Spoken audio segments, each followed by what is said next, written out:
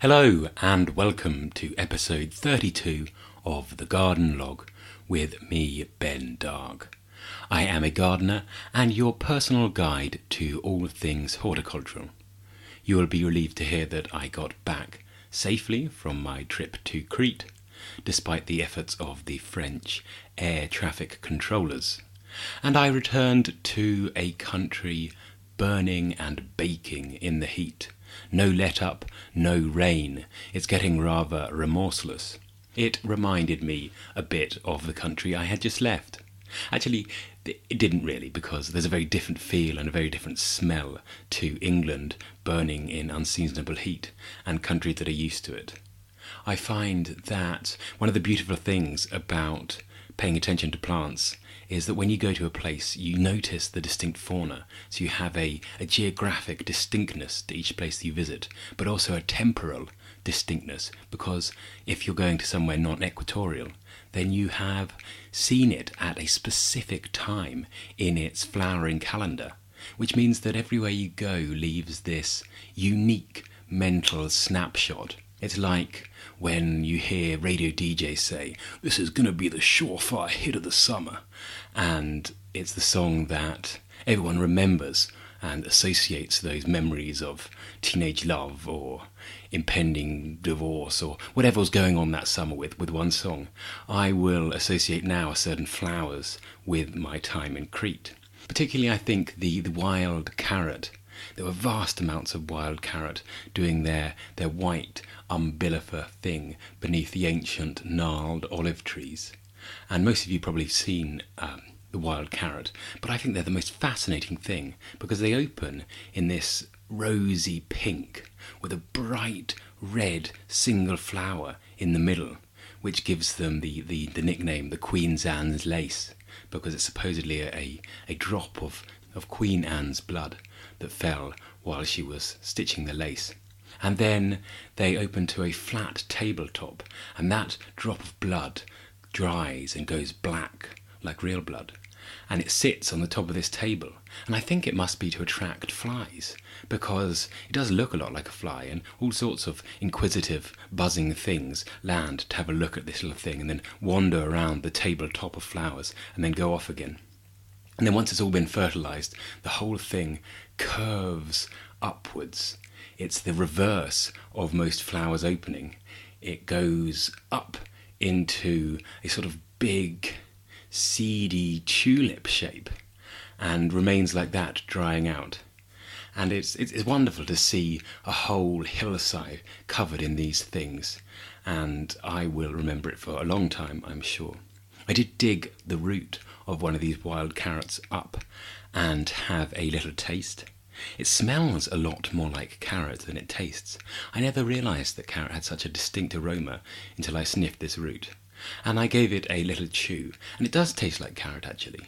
It tastes like the kind of carrot that might have rolled off a kitchen counter and somehow tumbled into a neglected recess, and there dried out until it was a piece of carrot jerky, as it were, and then was found and eaten by yours truly. So good on our ancient ancestors for bringing those into agricultural use, because there must have been a fair few generations of complaints at dinner time. When I came back, all the grass had given up in my own garden. I'm not going to bother arguing with it. I'll let it have its little period of dryness over the summer, and hopefully it will come back all green and lovely in the autumn. If it dies, then no great loss, because it was never going to win World's Greatest Lawn Award, and that gives me more ammunition for turning it into something more interesting. Some of the flowers were doing well without their water for 10 days, some were not. The ones that were doing well, unsurprisingly, were those that I have picked up for 50p's or 25 pences across various charity open gardens.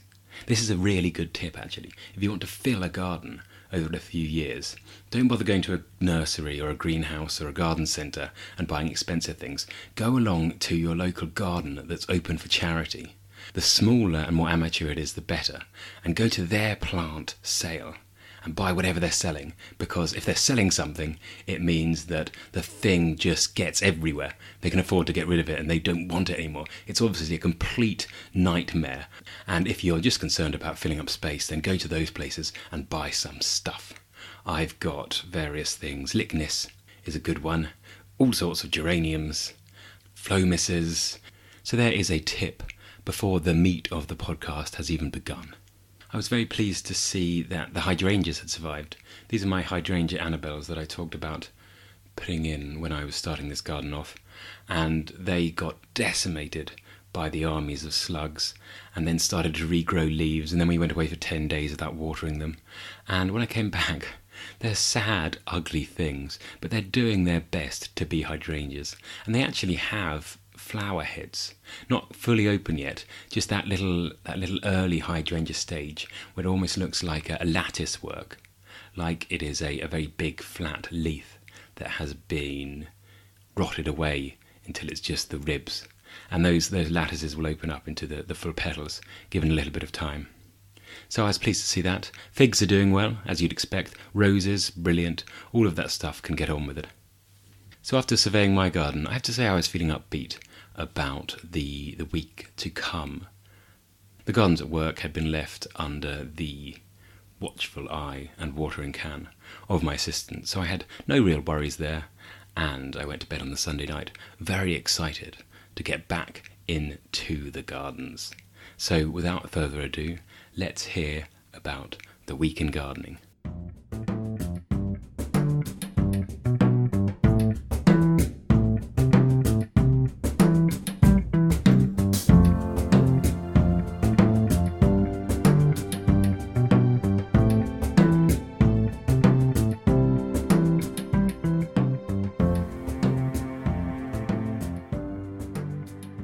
Welcome to the week in gardening.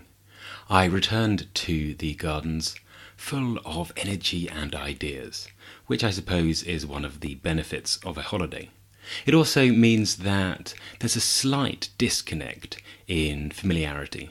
I'm seeing the garden not through new eyes, but through eyes slightly unclouded. It's easier to see things that are definitely wrong, things that you've walked past every day and have been getting incrementally worse, but not enough to make you stop and stare. Likewise, it's a time to see things that just look unexpectedly magnificent. The star, I thought, when I came back in, were a little line of astilbes, and these astilbes were left over from a planting plan I put in last spring, and I didn't really know what to do with them, and I shoved them in this weird shady little bed that's attached to the compost heap complex that we have. The compost heap, series of compost heaps with the digger and everything else, and then there's a shady alleyway between a couple of beech hedges with a small flower bed. And I shoved these in here, and they formed a really dense, deciduous hedge, and the foliage on this particular astilbe is really, really handsome and elegant and strong, and the flowers are just this fizzing mass of white. And they don't have that pinky tinge that you see in so many astilbes. They are pure white, and they look magnificent. They look like fireworks above this area, and it really makes you stop, because this place should not have anything so magnificent in it. It's a piece of serendipitous chance planting that I'm taking full credit for when anyone walks past. The astilbe that I've used, if anyone wants to try to recreate this piece of magic, was Astilbe cross Arundesii Brautschleilia, which is an elegant name for an elegant plant. The thing that was looking the most ropey and ugly was a bay tree. This was one of those classic bay trees in a lollipop format, planted in a huge lead planter as part of a pair flanking the doors to, well, one of the doors to the house. It's a pretty common setup, and one of these has really, really suffered, like a person whose immune system has been weakened, allowing all sorts of pathogens to attack. This bay tree seemed to have everything that could go wrong in a bay tree. It was turning slightly yellow, and it had a serious attack of bay suckers, those horrible little beasts that suck the new leaves and cause them to warp and turn over, so the leaves look like the cauliflower ear of a prize fighter, all swollen and bashed and rolled up. It also had a major case of vine weevil nibbling, that classic vine weevil nibbling where you can see the beetle has chewed its way forward through the plant and then taken a slight left and a slight right, just munching single-handedly onwards all through one night, and then crawled away and come back and done it to a different section of a leaf the next day. So you get all these eccentric cutouts in the edge of the leaves. I think the vine weevil probably came in various bits of bedding. The lead planter has always got bedding underneath it. At the moment it had some ropey violas coming to the end of their days. So I ripped those out and as much of the compost as I could, and I rootled about in that, getting down really close to it, and I really couldn't find any vine weevils, but I knew they must be there. That's what they do. They go and live in the soil during the day. So I carried on, and eventually I found one, and they're this magnificently malevolent matte black colour with that globular body and then the little head and those sci-fi antennae coming from the front. They look incredibly villainous. I love them for that. And I found one of them and dispatched it. And then once you have your eye in, then you find a lot more. And I went through and I found a dozen or so and squashed those. I can't hope to have got them all, so I will have to get some nematodes and treat them in that way. I don't know why. I have a very strong affection for the beetle pests, for vine weevils and lily beetles. They seem somehow a worthy opposition. It's like a noble war, and the vine weevil is just perfectly henchmanishly dark, and then the lily beetle is so bright and brilliant. It's like a sort of a Miltonic Satan for you to battle. And likewise, the rosemary beetle, I feel the same about. It's always exciting when I have an infestation of such pleasing pests.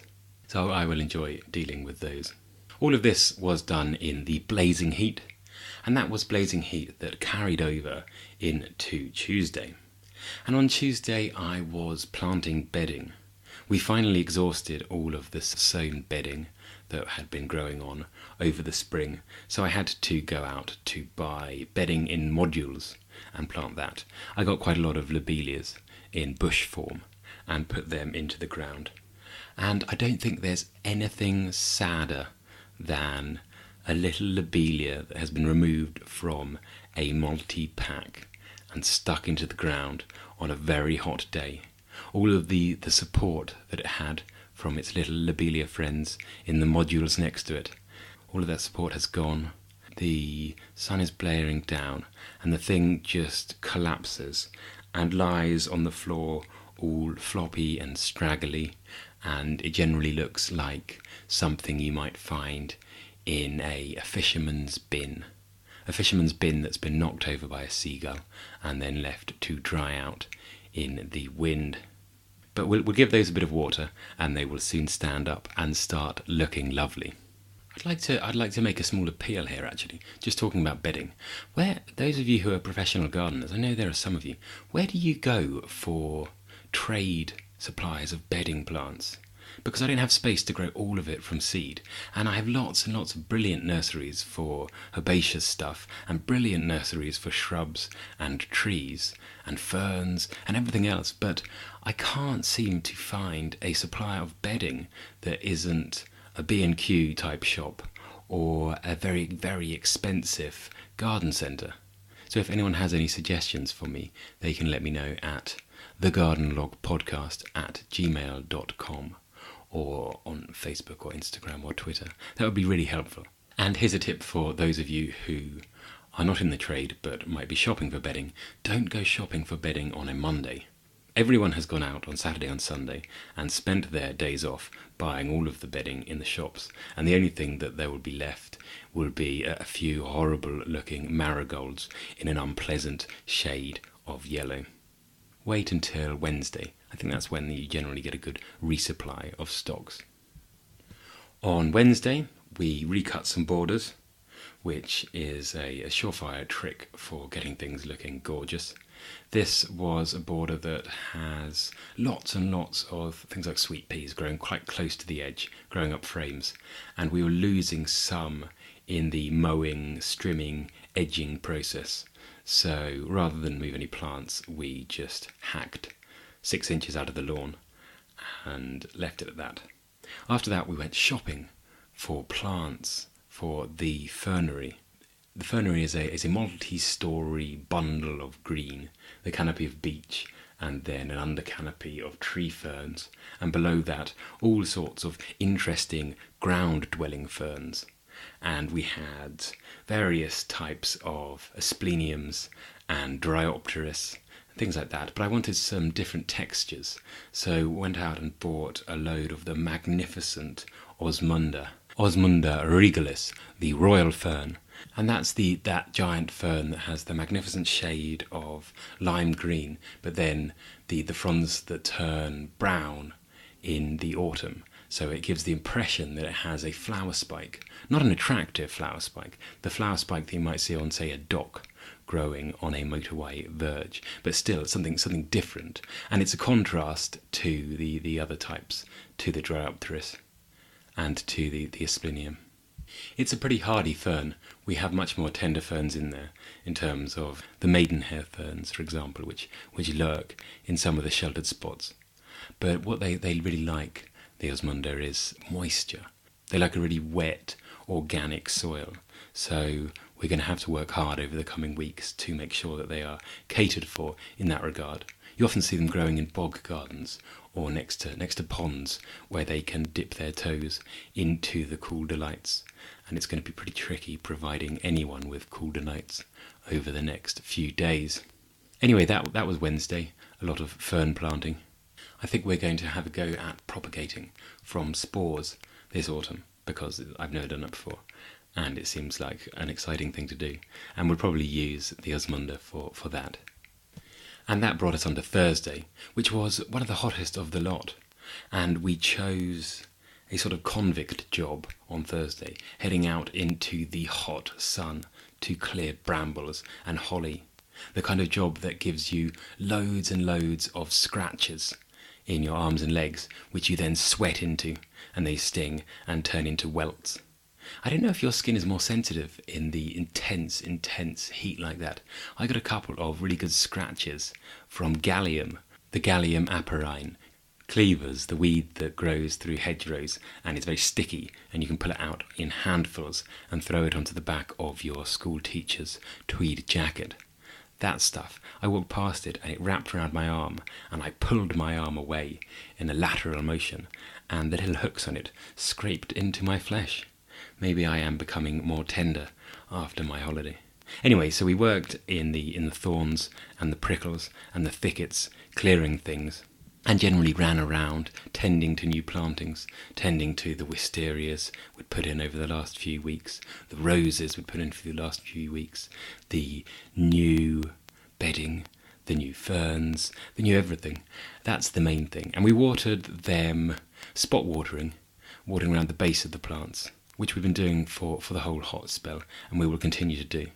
It means that all of the water gets down to where it's needed. It doesn't sit on the leaves and evaporate. And it stops the plants being knocked over by an unnatural weight of water coming from the rows of a sprinkler. I should also add that this day of weeding was requested for an area because there was going to be a children's party in that part of the world. I normally wouldn't really do any strenuous weeding in this sort of heat. By that I mean weeding that isn't weeding the little annuals that form on the top of the ground and can be knocked over with a hoe. And that's because the ground's gone completely solid, and it's really, really hard work to get the root of a dock or a bramble out of ground that has bound around it like concrete. Better to bite your tongue, swallow your pride, and hold off until the ground has softened, and then you can work your fork in and wiggle out those roots that will resprout otherwise.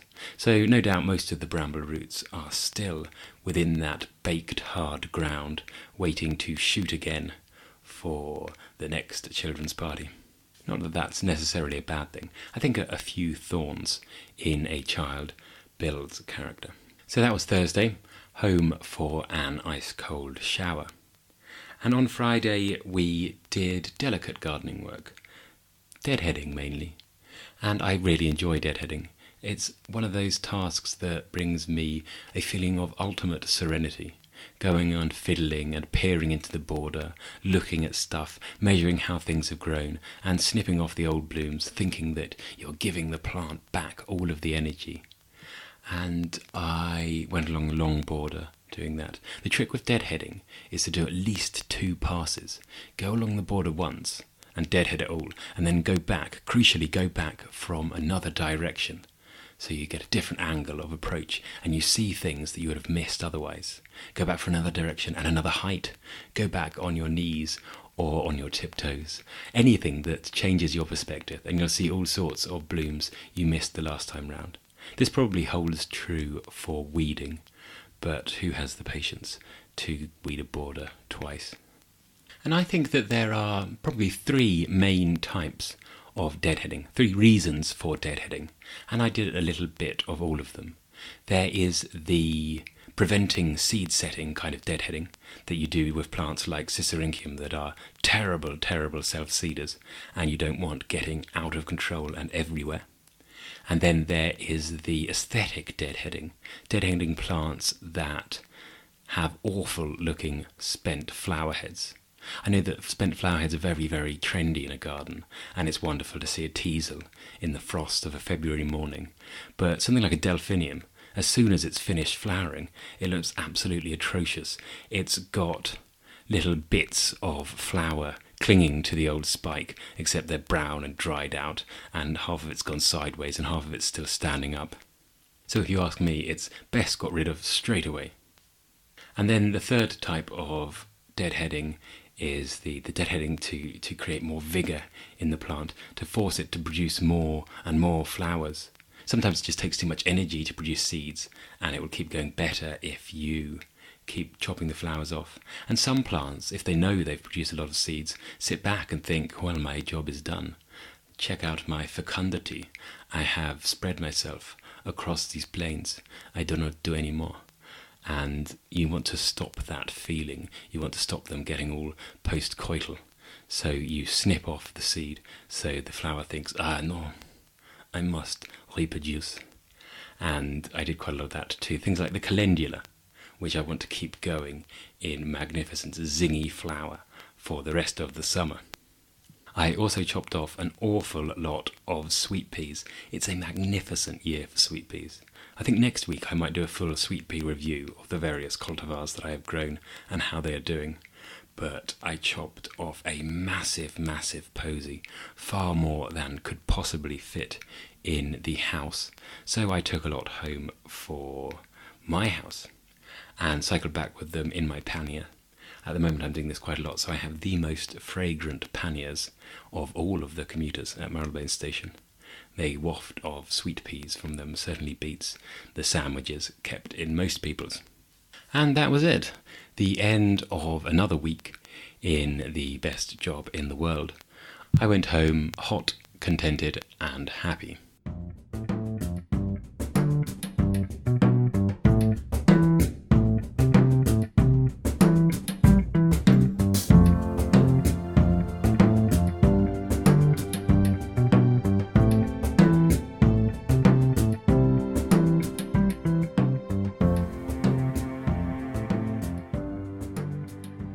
No recommendations this week, I'm afraid, because I talked about my summer holidays for too long. Well, maybe one small recommendation. Go out and visit some gardens. Go and see gardens around you. Go and see what people growing on your soil are up to. Go and see other gardens. Go and see gardens that might disgust you. Gardens that stretch you and challenge you. Gardens that comfort and console you. I went to a garden at the weekend. Well, I went to a wedding. I was there as a wedding guest, not a garden visitor. The bride will be relieved to hear. And it was in the most magnificent small country house, and it had the classic beds of floppy white roses and nepeta That's the catmint, looking gorgeous and frothy blended together, complementing bridal gowns and men's suits perfectly. I think there must be a career opportunity for a wedding venue's garden consultant. Someone who can go around and say, this is the most romantic vista. This is where you will complement the gowns and the ties. This is where the dusk will look most magnificent.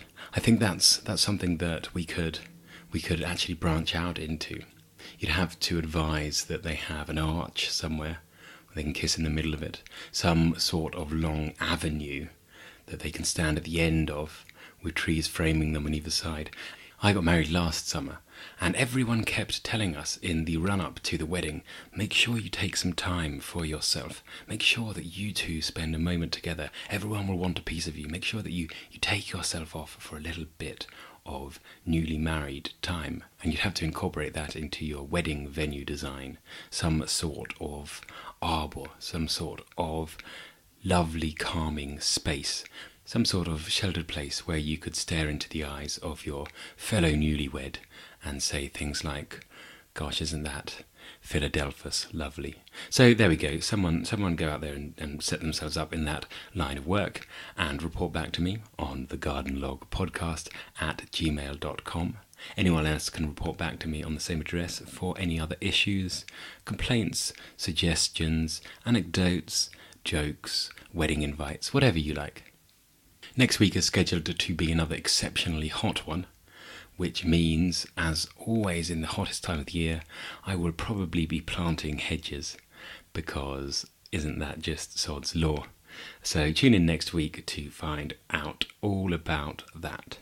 Thank you and goodbye.